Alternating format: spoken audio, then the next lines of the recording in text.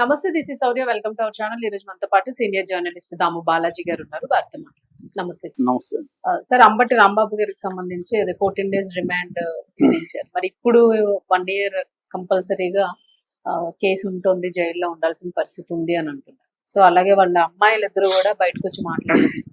So మీరేమంటారు, ఇప్పుడు case situation ఎట్లా ఉంది అసలు అంబటి గారికి? అంబటి రాంబాబు అంతకుముందు మాట్లాడితే నన్ను అరెస్ట్ చేసుకోండి, కేసులు పెడతారో పెట్టుకోండి, ఎన్ని కేసులు పెడతారో పెట్టుకోండి, ఇలాగంతా ఛాలెంజ్లు విసిరారు. నేను బెయిల్కి కూడా అప్లై చేయను, జైల్లో ఉంటాను అని చెప్పాడు. కానీ ఇప్పుడు ఇమీడియట్ గా ఆయన ఆల్రెడీ వాళ్ళ భార్య లంచ్ మోషన్ పిటిషన్ ఆ రోజే అరెస్ట్ అయిన రోజే చేసింది. దాని తర్వాత కూతుర్లు కూడా రంగంలో దిగారు, అల్లుళ్ళు రంగంలో దిగారు. ఇప్పుడు ఆయన నిన్న 7 క్వాష్ పిటిషన్లు కోర్టులో వేశాడు. అంటే అక్కడ గుంటూరు స్పెషల్ మొబైల్ కోర్టు ఉంది, మేజిస్ట్రేట్ స్రవంతి గారి ఆధ్వర్యంలో నిన్న విచారణ జరిగింది. మొత్తం 7 క్వాష్ పిటిషన్. క్వాష్ అంటే కొటేయం అని చెప్పి, అంటే ఆయన మీద ఇప్పుడు పటాభిపురం, నగరపాలెం, నల్లపాడు, మంగళగిరి ఈ పోలీస్ స్టేషన్లో మొత్తం 7 కేసులు నమోదైనాయి. అందులో మంగళగిరి సంబంధించి కేసులు ప్రొసీజర్ని అంటే BNSS భారతీయ నాగరిక సురక్షా సంహిత 35(3) ప్రకారం, సెక్షన్ ప్రకారం మీరు ప్రొసీజర్ ఫాలో కావాలి అని కోర్టు ఆదేశించింది. సో మామూలుగా ఇప్పుడు 7 కేసులు కొట్టేస్తారా అనేది, కొట్టేయడానికి కూడా టైం చాలా పడుతుంది. ఆల్రెడీ ఏంటంటే ఒక పక్క ఈయన క్వాష్ వేస్తుంటే ఇంకొక పక్క పోలీసులు PT వారెంట్లు వేస్తారు. ఆల్రెడీ నిన్న మంగళవారం మంగళగిరి పోలీసులు PT వారెంట్ వేశారు. PT వారెంట్ అంటే ప్రిజనర్ ఇన్ ట్రాన్సిట్ వారెంట్ అంటారు. అంటే జైల్లో ఒక కేసులో ముద్దాయిగా ఉన్నప్పుడు ఇంకొక పోలీస్ స్టేషన్ ఇంకొక కేసులో అతన్ని తమకు అప్పగించమని చెప్పి కోర్టులో మేజిస్ట్రేట్ దగ్గర పర్మిషన్ కోసం వేస్తారు. దాన్ని PT వారెంట్ అంటారు. అంటే ప్రిజనర్ ఆల్రెడీ ఉన్నాడు, అతన్ని ట్రాన్సిట్ అక్కడి నుంచి మార్చమని అడుగుతారు. అంటే ఇప్పుడు జనరల్గా వీళ్ళ ప్యాటర్న్, ఎవరైనా ఏ ప్రభుత్వం ఉన్నా ప్యాటర్న్ ఒకటే, ప్రతిపక్షాల మీద వీలైనన్ని ఎక్కువ కేసులు పెట్టాలి, ప్రతిపక్షంలో కూడా ఎవరు యాక్టివ్గా ఉండి దూకుడుగా ఉంటారో వాళ్ళని సైలెంట్ చేయాలి. సైలెంట్ చేయాలంటే వాళ్ళ మీద కేసులు పెట్టి జైళ్ళలో పెట్టాలి. కేసులు పెట్టి జైళ్ళలో పెడితే ఆ కేసులు కరెక్ట్గా లేకపోతే, సెక్షన్లు అన్ని కరెక్ట్గా లేకపోతే వాళ్ళకి బెయిల్ వచ్చేస్తుంది. కానీ నెంబర్ ఆఫ్ కేసులు ఎక్కువ పెట్టామనుకో, లీగల్ ప్రొసీజర్ టైం పడుతుంది కదా. ఈ టైంలో మినిమం 4 నెలల నుంచి 1 year వరకు కూడా జైలు. ఇప్పుడు కొంతమంది కల్తీ మద్యం ఈ కేసులో 1 year నుంచి కూడా ఉన్నారు. మనకి వివేకానంద రెడ్డి హత్య కేసులు అయితే 3 ఏళ్ళు 4 ఏళ్ళుగా కూడా జైల్లో ఉన్నారు. సో అంటే ఇక్కడ ఏమవుతుందంటే బెయిల్ రాకుండా, మనం మొత్తం ఇండియాలో 5 లక్షల మంది యావరేజ్ లో ప్రిజనర్స్ ఉంటే అందులో 70% రిమాండ్ ప్రిజనర్సే. వాళ్ళకి శిక్ష పడి కాదు, రిమాండ్ లోనే జైళ్ళల్లో మగ్గిపోతుంటారు. 5 ఏళ్ళు 10 ఏళ్ళు అలాగా మగ్గిపోతారు. నేను ప్రత్యక్షంగా చూసి, నేను జైల్లో ఉన్నప్పుడు దాదాపు 20 మంది 4 ఏళ్ళుగా రిమాండ్ ప్రిజనర్స్ ఉన్నారు, చిన్న దొంగతనం కేసుల్లో. ఎందుకంటే వాళ్ళకి బెయిల్ తెచ్చుకునే స్తోమత ఉండదు. వాళ్ళని జడ్జిలు డిస్పోజ్ చేయడమో, లేకపోతే వాళ్ళని సెల్ఫ్ బెయిల్ అంటారు, సెల్ఫ్ బెయిల్ ఇవ్వచ్చు, కానీ అది కూడా ఇవ్వరు. జడ్జెస్ కూడా ఎలా ఉంటారంటే, వాళ్ళకి కేసులు ప్రెజర్ ఉంటుంది కాబట్టి మెకానికల్ గా ఎవరైనా వచ్చారా రాలేదు నెక్స్ట్ డేట్ ఇచ్చేస్తా ఉంటారు. అసలు ఈ కేసు ఏంటి, ఎందుకు రాలేదు ఏంటి అనేది విచారణ ఏమి ఉండదు. వచ్చారా, హాజరు కాలేదు సార్ అంటే నెక్స్ట్ డేట్ 14 days అట్లా పోతా ఉంటది అనమాట. అలాగా సో అలాగే అంటే మన క్రిమినల్ జస్టిస్ సిస్టమ్ లో ఉండే ప్రాబ్లమ్స్ కావచ్చు, లూప్ హోల్స్ కావచ్చు, దీన్ని ఉపయోగించుకొని ఏం చేస్తారంటే, అందుకనే లాయర్లకి లక్షలు కోట్లు ఎందుకు ఫీజులు వస్తాయి, ఈ లూప్ హోల్స్ ని వాళ్ళు కరెక్ట్ గా పట్టుకొని లూప్ హోల్స్ ని ఉపయోగించుకొని మనకు కావాల్సిన విధంగా కోర్టులో చేస్తారు. మనకు వాదనలు కానీ ఏదైనా మనకు కావాల్సిన అనుకూలంగా చేస్తారు. అందుకనే వాళ్ళకి లక్షలు కోట్లు ఇస్తారు. అంతేగాని లా చదువుకోని వాళ్ళు ఏదో గొప్ప ఇదైనా కాదు. దీన్ని కరెక్ట్ గా అర్థం చేసుకొని ఈ legal justice system, criminal justice system ఎలా ఫంక్షన్ అవుతుంది, దీన్ని ఎలా మనకు అనుకూలంగా ఉపయోగించుకోవాలనేది ప్రధానంగా లాయర్లు చేసే పని. సో ఎందుకు జడ్జిల మీద ఏమో ప్రెజర్ ఉంటది. వాళ్ళు ఆల్రెడీ ఇండియాలో 5 కోట్ల కేసులు పెండింగ్ లో ఆల్రెడీ ఉన్నాయి. ఈ మధ్య కాలంలో సోషల్ మీడియా ఏమన్నా వచ్చినా కేసులు ఇంకా పెరిగాయి. పైగా ఈ మధ్య 0 FIR తర్వాత EFIR, అంటే మన ఇంట్లోనే కూర్చొని FIR పెట్టచ్చు, లేదా పోలీసులు మన ఇంటికి వచ్చి FIR చేస్తారు. ఇలాంటి కొన్ని పెట్టారు.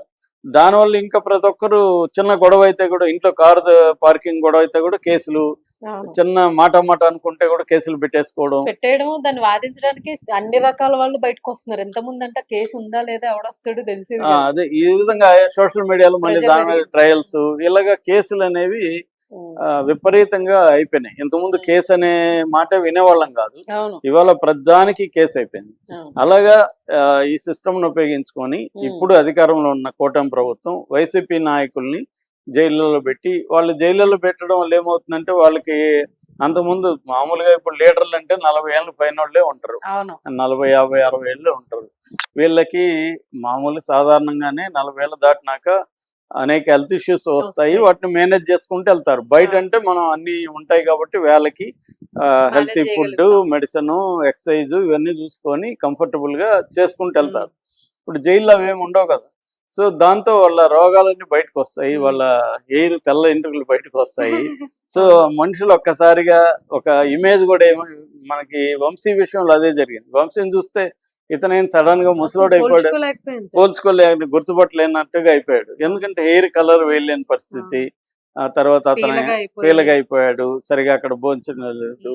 అందరూ పోస్టులు పెడతాను, నేను జైలుకి వెళ్ళి సైకిక్ 14 కేజీలు తగ్గిపోయాను, 10 కేజీలు తగ్గిపోయాను అని పెడుతున్నారు. ఎందుకంటే ఇక్కడలాగా హెల్తీ ఫుడ్ పడదు కదా, అక్కడ ఏం పెడితే అది తినాలి. అదేముంటది, ఒక సాంబారు, ఒక పప్పు, ఒకటి ఏదో వేస్తారు అంతే. ఏదో ఉంటదంటే ఎగ్ వీక్లీ ట్వైస్ అట్లా ఇస్తారు. ఇప్పుడు ఎలా ఉందో తెలీదు. మాంసం కూడా వీక్లీ ఒకసారి ఇవ్వాలి. మామూలు చాలా జైళ్ళల్లో రూల్స్ కరెక్ట్ గా పాటించరండి. మాంసం మామూలుగా అయితే ఉడికిన మాంసం తూకం వేసి 200 గ్రాములు పెట్టాలి జైలు మాన్యువల్ ప్రకారం. నేను ఉన్నప్పుడు అసలు పెట్టేవాళ్ళు కాదు, అది కూడా బీఫ్ కలిపేసేవాడు. నేను అది కనిపెట్టి మామూలుగా జబ్బ తెచ్చి జైల్లోనే కట్ చేయాలి, కానీ అది చేయలేదు. అప్పుడు అదంతా దానికి కూడా పెద్ద గొడవలు చేసి, ఉద్యమాలు చేసి చేయించినాక ఫస్ట్ నేనే తూకం వేస్తే అందరూ కన్నీళ్లతో తిన్నారు, ఎందుకంటే వాళ్ళకి మంచిగా పడింది మాంసం. సో అందువల్ల ఇవన్నీ జరుగుతుంటాయి ఇక్కడ. ఇక పొలిటీషియన్స్ అంటే మామూలుగా జైలుకి వెళ్తే డబ్బులు ఇస్తే వీళ్ళకి కూడా బాగానే ఉంటది, కానీ ఇక్కడ రివెంజ్ పాలిటిక్స్ జైలుకి కూడా వెళ్తుంది కదా. జైలు అధికారులకు కూడా స్ట్రిక్ట్ గా ఉంటారు, ఎందుకంటే వీళ్ళకి ఏదైనా చేస్తే మన ఉద్యోగాలు పోతాయని వీళ్ళ మీద కూడా నజర్ ఉంటుంది. అందుకని ఇప్పుడు వీళ్ళకి అక్కడ ప్రతిదీ కోర్టులో వీళ్ళు వేసుకునే సౌకర్యం కూడా కావాలి. ఇప్పుడు ఈయనకేమో స్లీప్ అప్నియా ఉంది, అది అంటే నిద్రపోవాలంటే మిషన్ పెట్టుకొని గాలి పీల్చుకో, లేకపోతే ఆయనకి ఊపిరి ఆగి వస్తుంటది, అది డేంజర్. ఆ గ్యాప్ పెరిగిందంటే ప్రాణాలకి డేంజర్. సో అది ఇబ్బంది. జైలుకి పోయినాక ఆయనకు అర్థమైంటది. బయట ఉండి కేసులు పెట్టుకోండి, జైల్లో పెట్టండి అనడం వేరు ఆవేశంగా. పెట్టిన తర్వాత అక్కడికి పోయినాక మీకు మీరు ఊహించిన అనేక సమస్యలు జైల్లోకి వస్తాయి. ఇప్పుడు ఇక్కడ దోమలు ఉంటే, ఒక దోమ ఉంటే మనం భరించలేము, ఏసీనో ఏదో వేసుకుంటాము. అక్కడ దోమలు ఉంటాయి, అక్కడ దుమ్ము ఉంటది, పొల్యూషన్ ఉంటది, వాటర్ నువ్వు తాగే బిస్లరీ వాటర్ ఏం దొరకవు. ఇలాగా నీ పైగా వెస్టర్న్ కమాటికి అలవాటు అయినోడికి నరకం అది. సో ఇవన్నీ ఉంటాయి అన్నమాట. సో మనం ఊహించని, మనకి చిన్న చిన్న మనం పట్టించుకోం కంఫర్ట్స్, అక్కడ పోయినాక ప్రతిదీ నీకు సమస్య. సో నువ్వు బట్టలు ఉతుక్కోవాలి, ఎవరు ఉతుకుతారు నీకు? డబ్బు ఉంటే సౌకర్యాలు మనకు అలో చేస్తే మనం అక్కడ కూడా అసిస్టెంట్ ని పెట్టుకోవచ్చు. డౌట్, ఇప్పుడు మీరు అన్నారు కదా 4 ఏళ్ల నుంచి జైల్లో ఉన్న దొంగలు కూడా ఉన్నారు, చిన్న చిన్న దొంగతనాలు. కానీ వీళ్ళకి మరి ఎట్లా సార్ 4 ఏళ్ళు వీళ్ళు పోషించాలంటే ఏదైనా పని చేయిస్తారా లోపల వీళ్ళకి సంబంధించి? వీళ్ళు 20 మంది వంట వండేది వాళ్ళే, అన్ని పనులు చేయిస్తారు. మామూలుగా చేయించకూడదు, ఎవరితో కన్విక్టెడ్ ప్రిజనర్స్ తోనే పనులు చేయించాలి, వీళ్ళతో చేయించకూడదు. రిమాండ్ ప్రిజనర్స్ తో పనులు చేయించకూడదు, కానీ వీళ్ళ దగ్గర చేయిస్తారు. ఇంకా వాళ్ళు కూడా బయట అట్లన్నా బయట తిరుగుతుంటాం కదా, లేకపోతే సెల్లోనే ఉండాలి కదా అని వాళ్ళు కూడా చేయడానికి ముందుకు వస్తారు. ఇవన్నీ అంటే రూల్స్ వేరు, జరిగేది వేరండి. ప్రపంచంలో ఎక్కడైనా అలాగే ఉంటుంది. రూల్స్ ఒకటి ఉంటుంది బుక్ లో, ప్రాక్టీస్ లో వేరే జరుగుతుంటాయి. మామూలుగా రూల్ ప్రకారం అయితే కన్విక్టెడ్ ప్రిజనర్స్ దగ్గరే పని చేయించాలి, అంతేగాని వీళ్ళ దగ్గర చేయించవద్దు. కన్విక్టెడ్ ప్రిజనర్స్ కూడా పని చేసిన దానికి జీతం ఇవ్వాలి, అవన్నీ ఉంటాయి రూల్స్ లో. సో మొత్తానికి ఇప్పుడు రాంబాబు కూడా సినిమా చూపిస్తున్నారు. సో దాంతో ఇప్పుడు ఆయన క్వాష్ పిటిషన్లు వేశాడు. కానీ ఈ క్వాష్ పిటిషన్లు అన్ని ఒక్కసారిగా విచారించి అన్ని కేసులు తీసి ఆయన బయటికి తీసుకురావడం అనేది జరగదు. కనీసం 3-4 నెలలు అయితే మినిమం జైల్లో ఉంటాడు. 1 year అన్నా ఆయన జైల్లో పెట్టాలనేది చంద్రబాబు ప్రభుత్వం. ఎందుకంటే చంద్రబాబుని ఈ మధ్యకాలంలో ఎవరో అంత దారుణంగా మాట్లాడలేదు కాబట్టి ప్రతి తెలుగుదేశం కార్యకర్త రగిలిపోతుంటాడు. అందుకని ఇప్పుడు ఎలాగో దొరికాడు కాబట్టి ఇంకా ఆయన పెట్టాలి. దీన్ని ఎదుర్కోవడానికి వైసీపీ ఏం చేస్తుందంటే కాపు వర్సెస్ కమ్మ తీసుకొస్తుంది. ఇప్పుడు కాపు సంఘీభావ యాత్రని వైజాగ్ నుంచి స్టార్ట్ చేసి రాంబాబు ఇంటి వరకు వస్తున్నట్టుగా నిన్న ఈయన అమర్నాథ్ ప్రకటించాడు. గుడివాడ అమర్నాథ్ ప్రకటించాడు. ఇది సంఘీభావ యాత్ర, ఇది రాజకీయాలకు సంబంధం లేదని ఆయన అంటున్నాడు. కానీ రాజకీయాలకు సంబంధం లేని ఏదుంటది అక్కడ, అన్ని ప్రతిదీ రాజకీయాలకు సంబంధమే. సో వీళ్ళు రాంబాబుని ఉపయోగించుకొని వైసీపీ కాపుల్ని ఆర్గనైజ్ చేద్దాం అనేది వైసీపీకి ఉండే ప్లాన్. కానీ రాంబాబుకి ఎప్పుడెప్పుడు జైలు నుంచి బయటకు వెళ్దాం అనేది ఆయనకు ఉంటది, ఆయనకి ఆయన కుటుంబ సభ్యులకి.